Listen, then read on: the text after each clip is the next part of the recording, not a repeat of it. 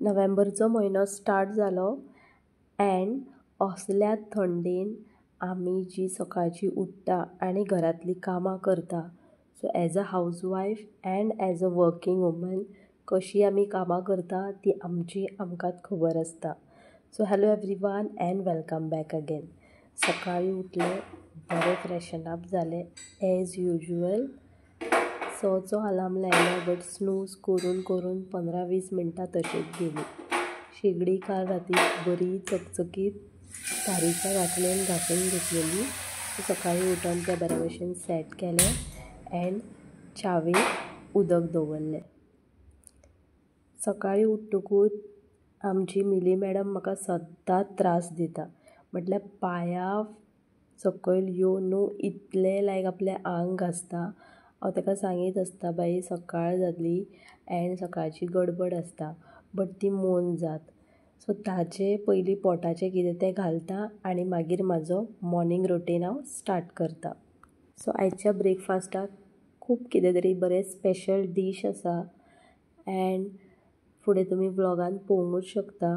बट ताज्या पयलीं पीठ बरें मळून दवरलें बिकॉज पीठ बरे भशेन येवपाक 15-20 मिनटां तर जायीत. सो तें पयलीं काम करून घेता आनी मागीर उरिल्लीं कामां. आयज बाल्कनीचे डोर ओपन करतकूच हें हांवें पळयलें की सगळ्या भर धुकट आसलो.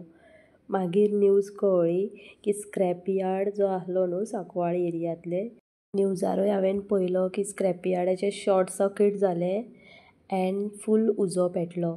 4 स्क्रॅप यार्ड आसा थंय, गोदावन आसा तेंचो आनी 2 किंवा 3 तर सारके फूल आख्खे काबार जाले जळोन. सो मातशें पीठ येतकूच एक बरी चपाती फटाफट लाटून घेतली बिकॉज म्हाका न्हू चल्याची म्हाजी टिफीन पॅक करपाची आसली. आनी हें तर तुमी पळोवंक शकता ब्रेकफास्टाक कितें स्पेशल काय म्हटल्यार आयज बरें ऑनियन टमॅटो बरें चॉप केलें. तें बेजीक आसा. जे तुमचे मसाले बीन आसा ते तुमी घालात आनी ह्या भाशेन न्हू तांतयां फोडून ताज्या वयर घालून मातशें शिजोवपाक दवरपाचें धाकणें घालून एंड तें न्हू हाफ फ्राय शिजता. सो चडूय शिजोवंक दिवंक जायना. इल्लें फॉर अ 5 मिनिट्स. मागीर एक फावटी शिजतकूच न्हू इतलें टेस्टी एंड इतलें यमी लागता. जे कितें तुमचे घरांतले मसाले आसा पळय ते घालतकूच एक्स्ट्रा तुमी सुर्या चिकन मटन मसाला घाला. तुमकां अशें दिसतलें की म्हटल्यार कितें तरी बरें चमचमीत खाल्लेल्या भशेन. सो तुमी पळोवंक शकता म्हाजी डीश कितली यम्मी दिसता ती.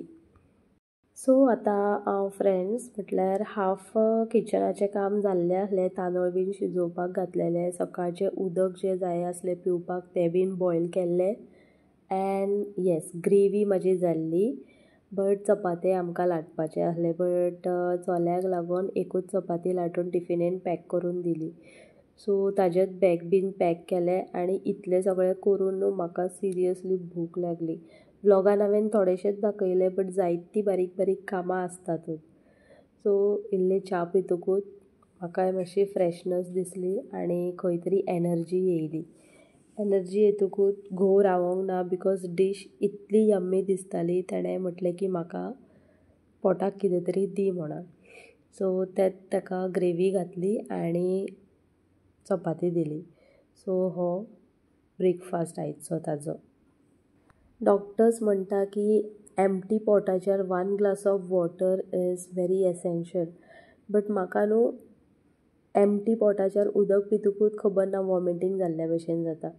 सगळें कितें तरी म्हटल्यार वयर खावन जातकूच म्हाका तान लागता तेन्ना मागीर हांव 1 ग्लास ऑफ वॉटर सकाळचें हें आसतातूच म्हाजें. देन बेडरुमान येयलें म्हटल्यार बेडरूमूय इतलें मॅसी जाल्लें आसलें म्हटल्यार खंयच्याच मनशान न्हू आशा दाखोवंक जायना. येस हांव म्हाजें उलयतां म्हाज्या घोवाचें. केन्नाय मूड येयल्यार खंय तरी बारीक सारीक कामां करता नाजाल्यार ना. Only swap the mobile reels reels and reels. But जेन्ना चिडचिड जाता न्हू तेन्ना हांव सकाळचें तापतां. खंय तरी मातशें हेल्पींग हँड आसोंकूच जाय. बट आसूं बायलांचीं कामां केन्नाच सुटचीं ना. हो आमचो धर्मूच आसा की घरांतलें काम करूंकूच जाय. भलेही तूं खंय कामाक वच नाजाल्यार बेकार घरान राव. सो बॅड बीन बरी झाडून घेतली आनी बेडशीट्स बीन सगळे आहले ते बरे झाडून घेवन सायडीन घडये मारून दवरले. मागीर ही सान हांव बेडरुमाकूच यूज करता बेडाचेर मारपाक.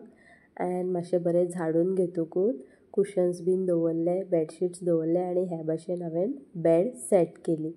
देन म्हाजें येता तें फेवरेट काम. आतां तुमी म्हणटली न्हावंक ना आसतलें, हात पांय धुवंक ना आसतलें आनी रांगोळी घालता.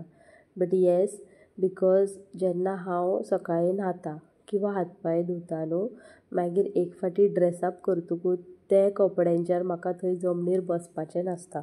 म्हणून घरांतले जे कितें कपडे आसता न्हू तेच घालून हांव रांगोळी घालता एंड मागीर दिवो दाखयता दाराचेर आनी उजवात दाखयता. खूब फावटी हांवें नोट केलें की जेन्नाय हांव रांगोळी घालता न्हू मिली येवन फुड्यान बसता. ताका लागून आयज हांवें तुमकां दाखयल्लो हो शूट.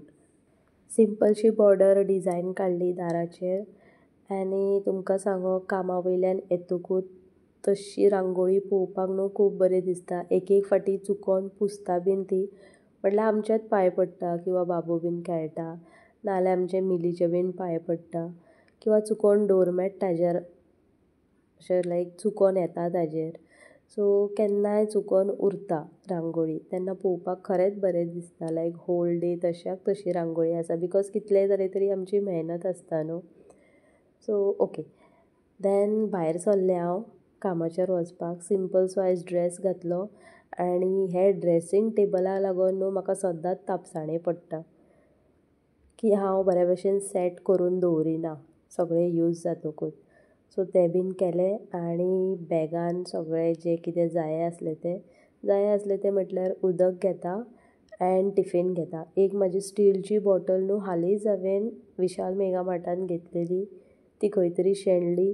ती सोदता हांव मेळत ना म्हाका, खंय दवरली नाल्यार खंय किचनाच्या खंयच्या कोनशान आसा म्हाका कांयच याद येयना.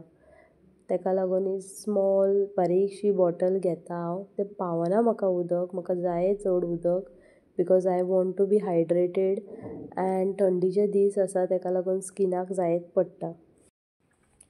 आतां हे हांव कामा वयल्यान येवन बांगडे फ्राय करता बिकॉज आयज न्हू बरो मूड येयलो.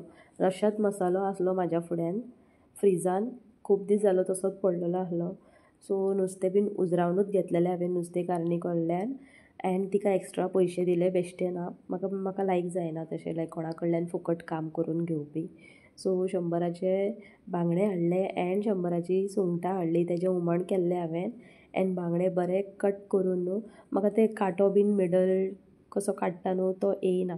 सो अशेंच बेश्टें कटींग केलें तेजें एंड ब्रशाद मसालो बरो भितन भरलो एंड येस रवो बीन लावन बरें करीत भाजून घेतलें.